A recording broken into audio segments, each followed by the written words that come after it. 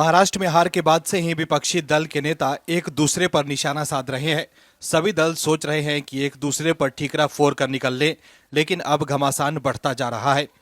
उद्धव ठाकरे अब फिर से बीएमसी चुनाव को देखते हुए हिंदुत्व के मुद्दे पर लौटने की कोशिश कर रहे हैं। उद्धव की पार्टी के नेता चाहते हैं कि अब हमें कांग्रेस से अलग होकर चुनाव लड़ना चाहिए।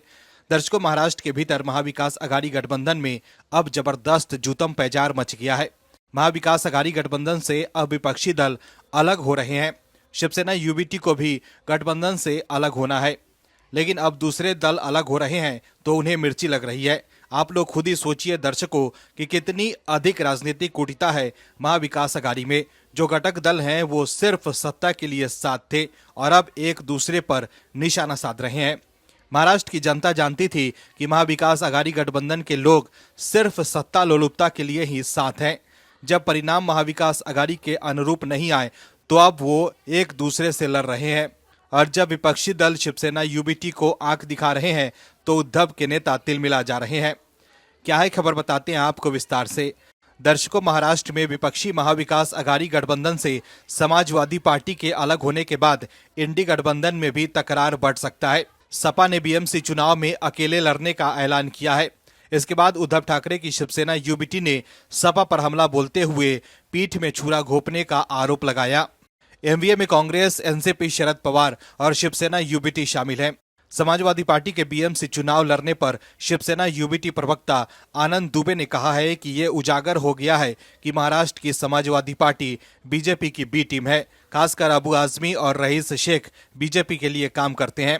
अखिलेश यादव अच्छे नेता हैं, लेकिन महाराष्ट्र के नेता उनके कानों तक बात पहुंचने ही नहीं देते। जब हमारे नेता दिल्ली में अखिलेश यादव से मिलेंगे तो वो महाराष्ट्र सपा की खराब नीतियों के बारे में जरूर बताएंगे। हमने प्यार से समाजवादी पार्टी को महाविकास अघाड़ी में शामिल किया था, लेकिन हमें नहीं पता था कि वे पीठ में छुरा घोंप सकते हैं। महाराष्ट्र में समाजवादी पार्टी की एमवीए के बिना कोई पहचान और हैसियत नहीं है। एमवीए की वजह से सपा विधानसभा चुनाव में 2 सीटें जीत पाई। अकेले सपा का खाता भी नहीं खुलता। शिवसेना यूबीटी के नेता आनंद दुबे ने आगे कहा कि हम यही चाहते हैं कि सपा के बड़े नेता महाराष्ट्र के बड़बोले सपा नेताओं को समझाएं, नहीं तो एमवीए के साथ ही इंडिया गठबंधन को भी नुकसान होगा। दर्शकों, आपको बता दें कि एमवीए से अलग होने से पहले महाराष्ट्र सपा प्रमुख अबू आजमी ने कहा था कि इंडिया गठबंधन में शामिल शिवसेना यूबीटी के नेता मिलिंद नार्वेकर ने बाबरी मस्जिद के विध्वंस में शामिल लोगों को बधाई देकर दूसरों की धार्मिक भावनाओं का अनादर किया है, तो गठबंधन का हिस्सा बनना व्यर्थ है। इसलिए हमें निर्णय लेना पड़ा, जबकि कांग्रेस और एनसीपी अपना फैसला खुद ले।